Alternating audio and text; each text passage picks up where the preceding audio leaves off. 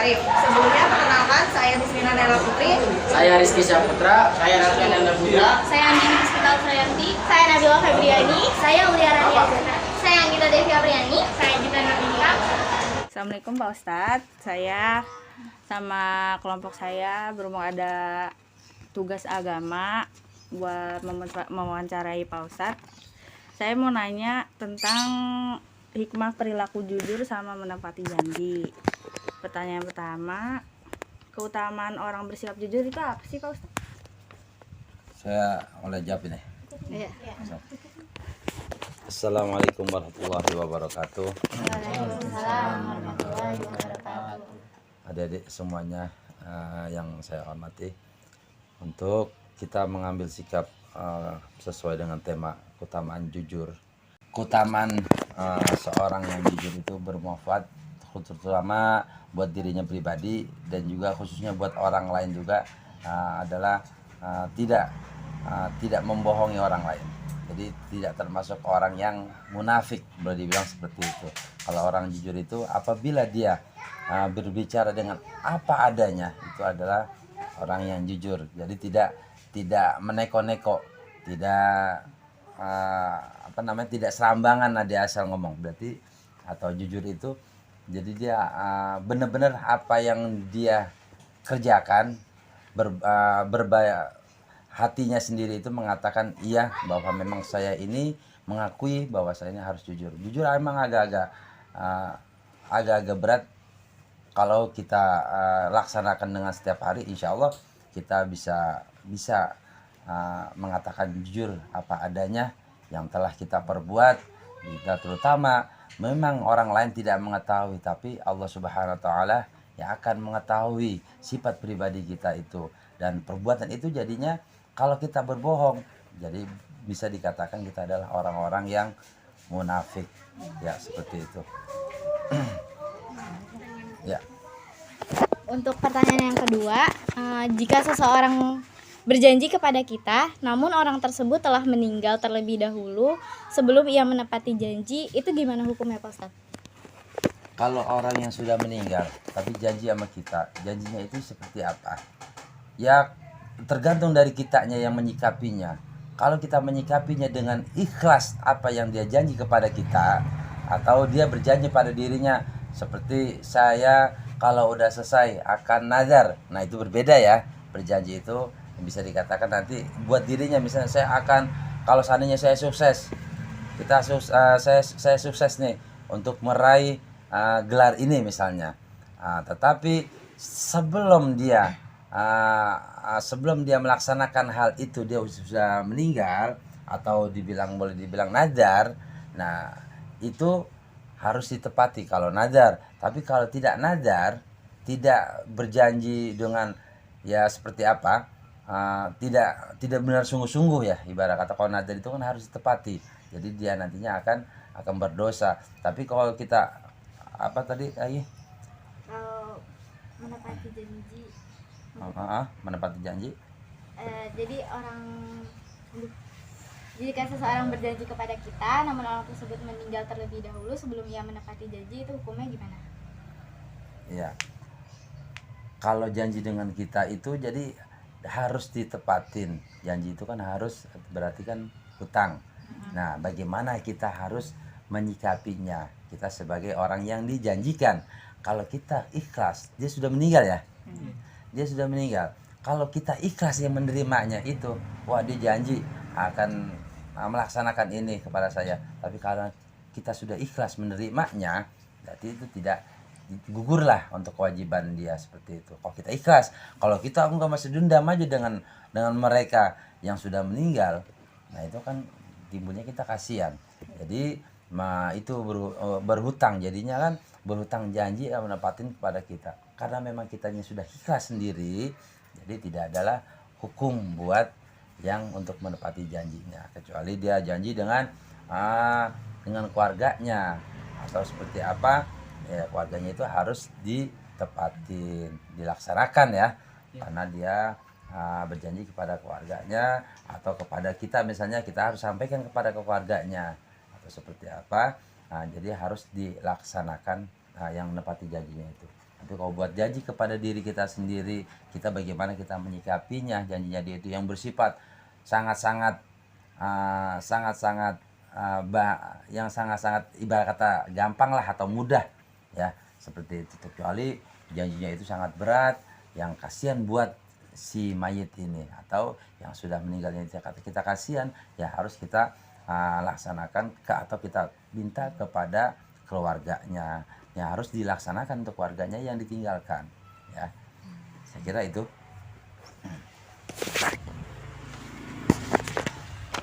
Untuk pertanyaan ketiga, mengapa seseorang harus selalu bersikap jujur dan menepati janji?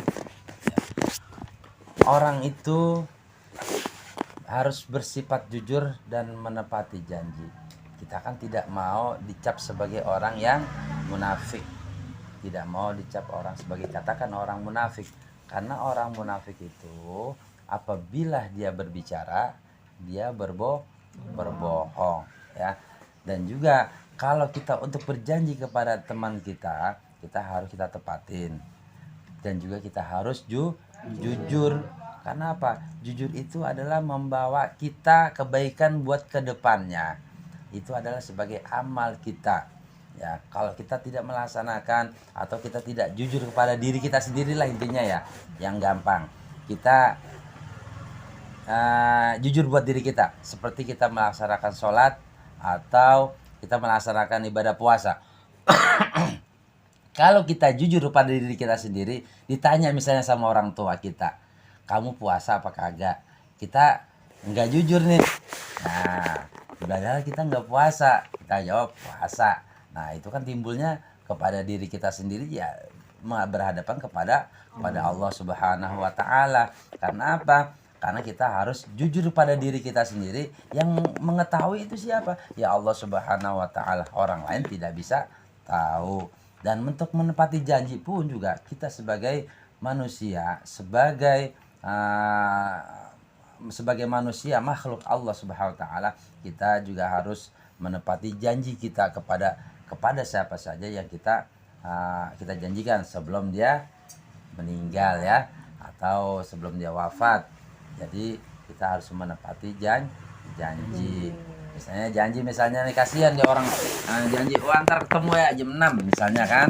Nah, ternyata dia nggak datang atau kemana. Nah, itu timbul takutnya kalau kita tidak menepati janji, ada hal-hal yang tidak kita inginkan, atau kita seperti apa ya, takut naudzubillah min dzalik, kita kesandung ke atau bagaimana ke, takutnya seperti itu kalau kita tidak menepati janji. Itulah adalah yang diwajibkan atau kita harus berupaya sebagai manusia yang jujur dan menepati janji, terutama buat diri kita sendiri karena kita berhadapan kepada Allah Subhanahu wa taala. Orang lain tidak tahu, tapi Allah Subhanahu wa taala yang tahu ya gitu. Untuk pertanyaan selanjutnya, jika kita berbicara dengan seseorang tanpa mengucapkan janji dan tidak mengucapkan insya Allah, lalu kita lupa dengan ucapan tersebut, apakah itu termasuk dusta? Ya, kalau kita tidak mengucapkan insya Allah ya, insya Allah apabila Allah mengizinkan, ya itu tidak termasuk dusta. Siapa tahu kita ada hal yang tiba-tiba kita tidak bisa hadir atau tidak bisa mengiyakan janji kita kepada teman kita, walaupun itu kita mengucapkan insya Allah atau tidak, itu ya termasuk juga tidak apa-apa kalau kita berjanji dengan teman kita ya, kita mengucapkan insya Allah atau tidak, itu tidak dikatakan berdusta. Kalau kita berdusta, ya berdusta itu suatu hal yang kira-kira suatu yang sangat-sangat urgent atau seperti apa, kita janji menepati janji. Misalnya kamu minjem sama temennya, ya, misalnya kamu minjem sama temennya, kamu bilang janji besok, lusa atau kapan saya akan kembalikan. Tapi yang ini bilangnya ya benar ya gitu kan, tapi ini ya insya Allah atau tidak insya Allah, ya itu karena kita ini berjanji dengan seperti itu, karena emang bersifat hutang atau bersifat ya jadinya jatuhnya kan bersifat hutang ya. Kalau misalnya dia tidak menepati janji itu ya berarti ya namakan dusta. Tapi kalau misalnya hanya sekedar hanya sapaan biasa, wah besok ya kita nonton bareng-bareng atau seperti apa, nah walaupun ya insya Allah atau seperti apa, besok kita mau ngaji bareng-bareng ke ta'lim ini, tapi dengan suatu hal mereka ini atau yang kita janjikan kita nggak bisa hadir nih kepada teman kita kita mengucapkan insya Allah atau tidak, itu tidak dikatakan dengan dusta. Karena apa? Suatu hal kita ini ada suatu hal yang tidak bisa kita hindari atau kita tidak bisa untuk menghadiri ta'lim kita, seperti itu ya. Pertanyaan yang kelima, apa yang dimaksud dengan jujur dalam niat atau berkehendak? Yang dimaksud dengan jujur dalam niat ya atau berkehendak. Kalau jujur dalam niat ya, jujur dalam niat itu kita ini sungguh-sungguh bahwa memang ini kita adalah jujur. Kita ini niat kita ini sudah tekad bulat untuk akan melaksanakannya atau kita sudah melaksanakannya kepada diri kita sendiri. Jadi hati kita juga agak tenang. Tapi kalau kita berkehendak, kehendak itu bisa jadi kita akan laksanakan, bisa jadi tidak kita laksanakan. Itu namanya berkehendak. Ya berbeda kita dengan jujur dalam niat kita nih ya. Jujur dalam hati kita nih, saya nanti kita bareng-bareng akan melaksanakan namanya taklim atau ngaji atau seperti apa. Tapi itu karena dalam niat kita itu memang sungguh-sungguh atau kita akan melaksanakan dengan sungguh-sungguh. Tapi kalau kita berkehendak, nanti kita ya hanya sekedar berkehendak, hanya kemauan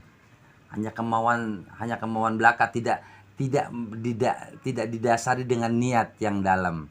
Saya kira itu ya jawaban yang jujur dalam hati dan berkehendak. Kalau berkehendak kita bisa akan seolah-olah bisa kita laksanakan, dan juga bisa jadi kita tidak laksanakan. Tapi kalau jujur dalam hati, dalam hati kita akan jujur, itu adalah buat diri kita sendiri, kita akan bertanggung jawab akan melaksanakannya. Itu. Pertanyaan yang ke-6, apa hukum menepati janji? Hukum menepati janji ya bisa boleh dikatakan adalah hal yang wajib. Karena apa? Al-wa'du dainun, janji itu adalah hutang. Nah, jadi kalau kita berjanji, kita akan melaksanakannya atau kita tepati. Kira itu. Untuk yang pertanyaan terakhir, apa berbohong demi kebaikan itu diperbolehkan? Berbohong buat demi kebaikan itu diperbolehkan. Karena ya suatu contoh, misalnya ada mohon maaf, naudzubillah, orang tua kita misalnya sakit, dia apabila kita berkata dengan jujur, kita mengasih tahu, memberitahu dengan jujur, dia punya penyakit jantung atau penyakit apa gitu ya, tiba-tiba ya naudzubillah ya ayan gitu atau seperti apa ya, pokoknya punya penyakitan lah intinya ya. Nah itu kita atau adik kita nakal, kita mau kasih tahu orang tua kita, takutnya orang tua kita itu kaget, stroke atau seperti apa ya, bisa dia jatuh, bisa dia seperti apa. Nah di dalam hal ini karena kita boleh untuk berbohong demi kebaikan. Kalau kita kasih tahu atau kita beritahu kepada orang tua kita atau kepada siapa saja yang kira-kira kita tuju, takutnya dia shock, kaget atau seperti apa, tiba-tiba yang tidak kita inginkan itu terjadi. Nah itu boleh kita laksanakan. Kenapa? Berbohong dalam kebaikan. Jangan bilang semuanya kamu bohong itu. Wah, ini demi kebaikan. Enggak seperti itu ya. Tapi yang namanya itu bersifat urgent, yang bersifat berbahaya kepada apa yang kita akan bicarakan yang bersangkutan itu. Saya kira itu ya. Jadi berbohong demi kebaikan itu boleh. Ya bukan dianjurkan. Tapi boleh berbohong demi kebaikan. Karena apa? Untuk menjaga hal-hal suatu yang tidak diinginkan. Ya, saya kira itu ya. Terima kasih Pak Ustadz untuk jawabannya. Nah, kita akhiri wawancara ini. Wassalamualaikum warahmatullahi wabarakatuh. Cara dari kami. Wassalamualaikum warahmatullahi wabarakatuh.